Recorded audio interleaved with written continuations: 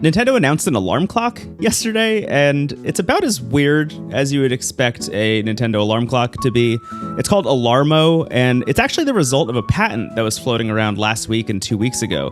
This patent was for a small device that had a millimeter wave sensor, which, without getting into what millimeter wave is, it just allows it to see things in front of it. Think the infrared of the Joy-Con, where I think maybe exactly 1 or 2 games allowed you to put your hand in front of the Joy-Con and it could detect movement. It's similar to that. I speculated on an episode of NPC, a podcast I do about handhelds, that it might be some kind of sensor bar upgrade that would allow the next Switch to be able to emulate Wii and Wii U games with a little bit more accuracy than just using the motion sensing of the Joy-Con itself. But of course, it turned out to be Alarmo, the Nintendo alarm clock. Actually, I should note, it's not the Nintendo alarm clock because it's called Alarmo. They didn't want to, my guess is that they didn't want to call it Nintendo alarm clock. They instead decided to call it the Nintendo sound clock, which is very funny. The problem with trying to speculate about that patent is that it caused me to put my critical thinking hat on instead of what I should have been wearing, which is my Nintendo is a chaos object hat, because Nintendo is completely unpredictable, pretty much at all times. I think the only person who maybe could have guessed that patent was going to turn into an alarm clock is maybe Sam Byford at The Verge, who wrote a piece in 2014, literally a decade ago, called Nintendo's First Non-Wearable is a Sleep Tracking Device. Satoru Iwata, who used to run Nintendo, a legend, honestly, had this quality of life initiative that he was working on around the Wii era and up, where he was trying to create all of these Nintendo products that would in some way, shape, or form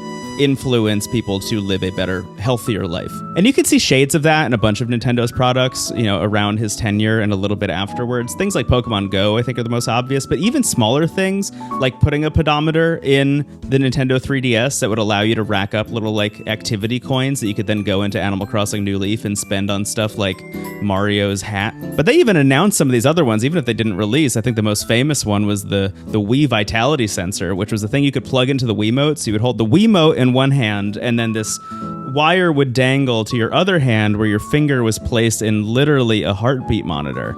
And ideally, at least when they announced it, they said the game could react to your heartbeat. Like if you were stressed, the game could chill out, and if you were too chill, the game could ramp up. That would be amazing for something like, I don't know, Resident Evil. That would be a great Resident Evil accessory. But for Mario, what is the first party Nintendo game that's making use of that? Maybe Emio the Smiling Man, Famicom Detective Club game number 3. Maybe that game could have more intense scenarios depending on how stressed you are about what's happening. This person is watching, potentially a serial killer stalking somebody else, and they seem pretty chill. Let's ring their doorbell in real life.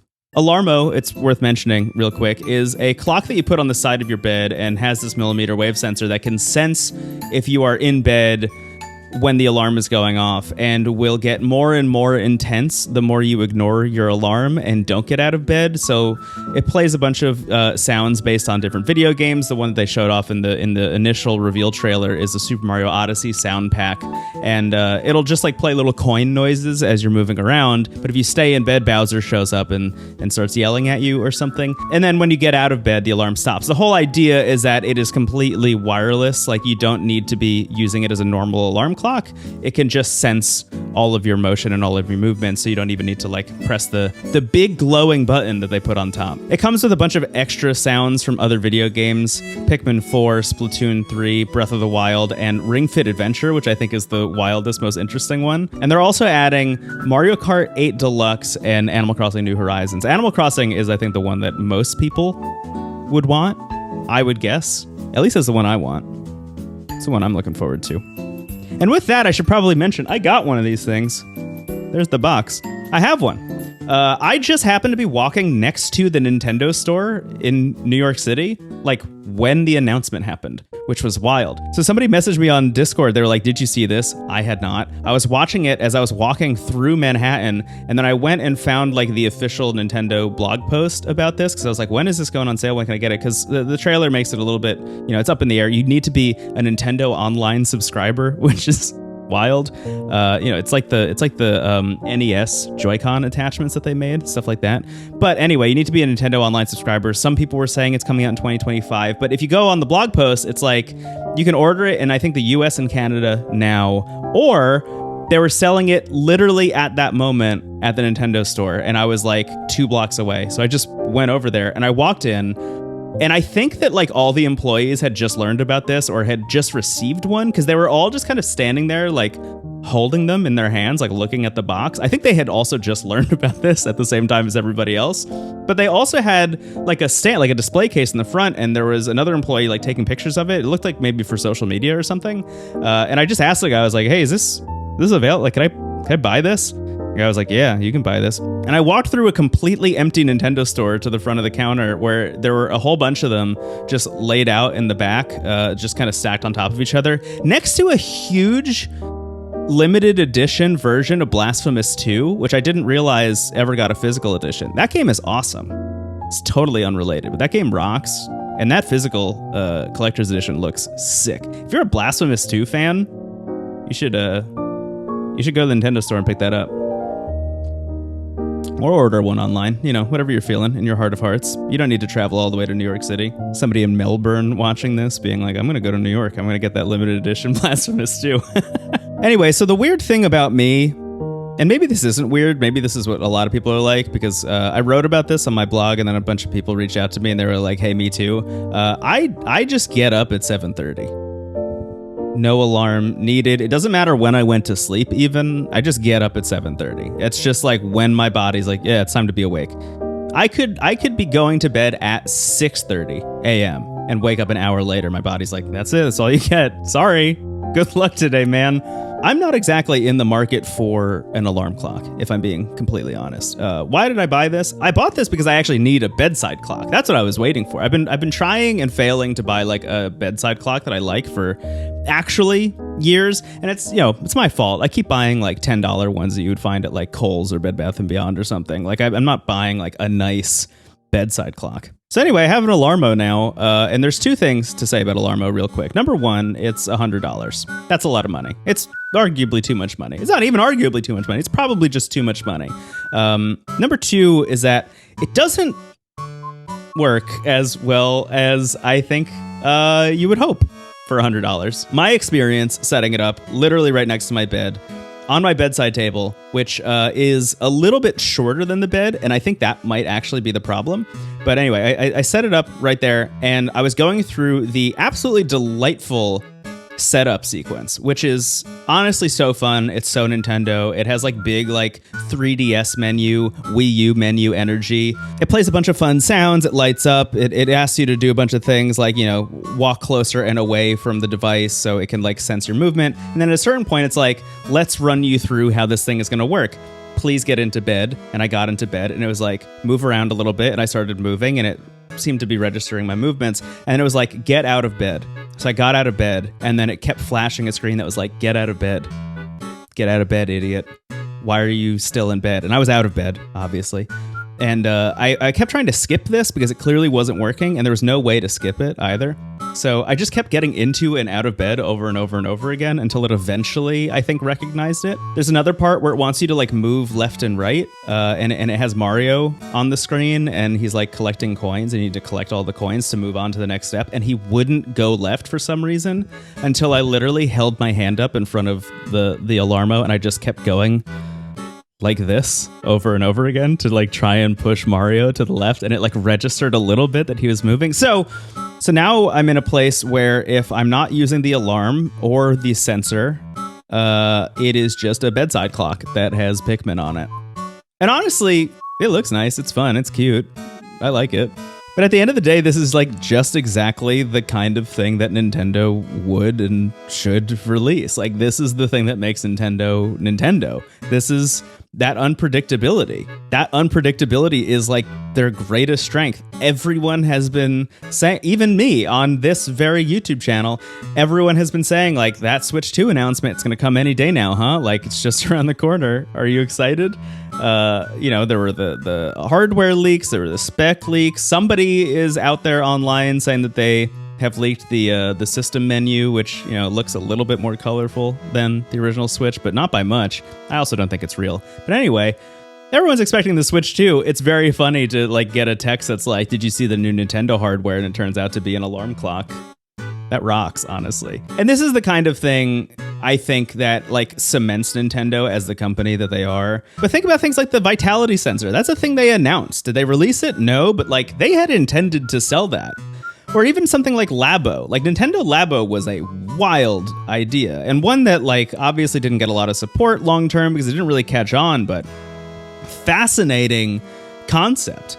This idea that you would go buy like a bunch of cardboard from Nintendo and you would assemble it and it would be like a piano and you could put your Switch in it and like play the piano. Or I think the wildest one was using Labo as a VR headset. Like they saw what Google did with Google Cardboard way back when, and they were like, we could do that with the Switch. And there are very few games that make use of it. But from what I've heard from people who have the Labo VR headset, they like it as a novelty.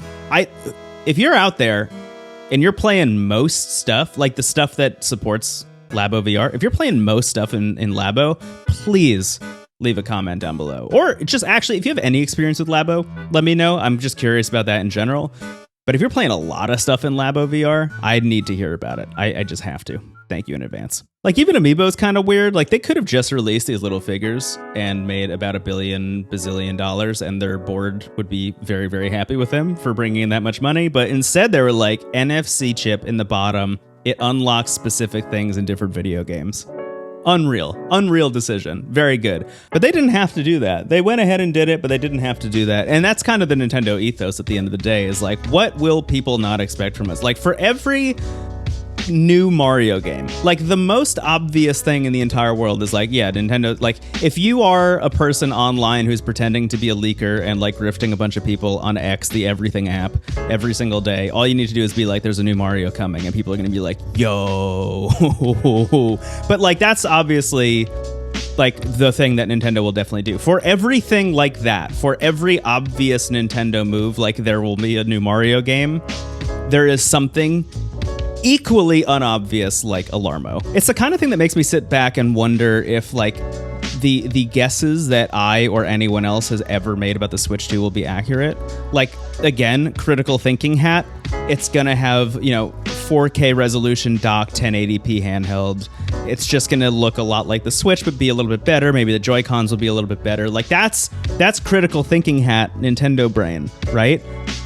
That's not how Nintendo operates at all. They go from having the Nintendo DS, a hugely successful thing, to having the Nintendo 3DS. It looks almost the same, but it has glasses-less 3D. They go from having the Nintendo Wii to the Nintendo Wii U, which is, almost the same thing, but now you have a big second screen that you're holding. This is Nintendo. This is who they are. So when I think like, yeah, the Switch 2 is going to look a lot like the Nintendo Switch, and even if all of those spec leaks and product leaks are true, that doesn't mean it's just going to be the Switch but a little bit better. Like again, you need to wear your Nintendo as a Chaos Object hat. We don't know what the software side of that thing is going to be. Like we could get the Nintendo Switch 2 in our hands and they're like, hey, guess what? This thing is actually 2 screens split right in half down the middle. They could release another quality of life accessory alongside it that you plug into it and works very similar to a George Foreman grill. Like there are a lot of possibilities when it comes to the Nintendo Switch 2 that we can't glean from just seeing like a circuit board and what looks like maybe some 3D printed Joy-Cons. Like there's a lot more possibility behind even just form factor. I think trying to predict what Nintendo is ever going to do is just like a fool's errand, and it always will be, and I think that's one of the things that makes the company delightful. There's a lot to criticize them for, obviously, but they're just like fun to watch kind of like play in the sand, Like Famitsu interviewed Shigeru Miyamoto recently, and he said about Nintendo fans, quote, I hope that they will understand Nintendo and not get involved in what is sometimes called the, quote, game war, such as high specs and how to improve the performance of game consoles. Nintendo will continue to make products that are unique to Nintendo using various technologies available in the world today, and we will continue to create not only games, but also various entertainment content, like Alarmo, baby. They are totally uninterested in competing against Xbox and PlayStation. They are in their own lane, and they have been for years at this point. I would argue the GameCube is the last time that Nintendo really tried to compete against the other big players in the space, like the burgeoning Microsoft with their Xbox and Sony's PlayStation 2. And that didn't really go very well. The PlayStation 2 was like the biggest thing on the planet, and the GameCube didn't sell super well. Had great stuff on it, right? Like the content on there was amazing. And that's mostly due to Nintendo's own in-house development teams. Like there was some third-party support, but a lot of those third-party games ended up being smaller or shrunk down or not as like graphically impressive because of the use of the mini discs instead of full discs. But after taking kind of a beating against the PS2, Nintendo's just been playing to the beat of their own drum for years and years, right? Like after that, you get the Nintendo Wii, which is like really not trying to compete against the PS3 or the Xbox 360 at all. But occasionally, and this is what I think is interesting about Nintendo as well, you get something like the Wii, right? Which is them just completely being as Nintendo as possible. Like, we are not going for the graphics powerhouse that these other consoles are trying to go for. Instead, we're investing our time, resources, and technology into motion controls. We think motion controls are the future, at least for us. Things like Wii Sports come out and take the world by storm, like in a real way. The Wii was a huge deal, and it was so big that it influenced the other companies to need to compete with Nintendo. Nintendo wasn't even thinking about Microsoft and Sony, and yet Microsoft and Sony needed to release PlayStation Move and Kinect to try and compete with the absolute fervor that there was over the Wii, because the Wii was introducing a whole new audience to video games, right? Like Microsoft and Sony were going after the kind of tried and true fan base of their consoles, whereas the Nintendo Wii was so revolutionary and so broadly approachable that I really remember like having a family party for the holidays and inviting my aunts and uncles and stuff downstairs who like did not play video games and did not know about video games really at all into our family's basement where I had the Wii set up so they could play Wii Sports, and everyone had a great time. Like that's what the Nintendo Wii did. And as soon as you introduce an audience like that to video games who've never really thought about it before, and you're sitting there as Microsoft or Sony, you need to respond in some way. And we're kind of seeing another phase of that right now. The Nintendo Switch, being this dual handheld and home console, has really influenced the market into, and I think players and consumers, I know I'm one of them, into wanting to play most stuff on whatever screen I have available, right? Xbox is trying to do that right now, allowing you to play things like Game Pass and stream through remote play. PlayStation is doing that now with things like the PlayStation Portal, and they're rumored to be working on another handheld device as well. Nintendo, every once in a while, by being their own thing, ends up actually influencing everything else by accident. And in a world where everyone is trying to copy Nintendo again right now, I mean, Chaos Object is their response to go the exact opposite direction again with the Switch 2? I don't think so, but like, you never know. They released an alarm clock yesterday. Anyway, that's it for me today. I hope you enjoyed watching. Please subscribe if you haven't. I'll be back with some more stuff soon. Follow me all over the internet. I don't know. I'll talk to you later. Bye-bye.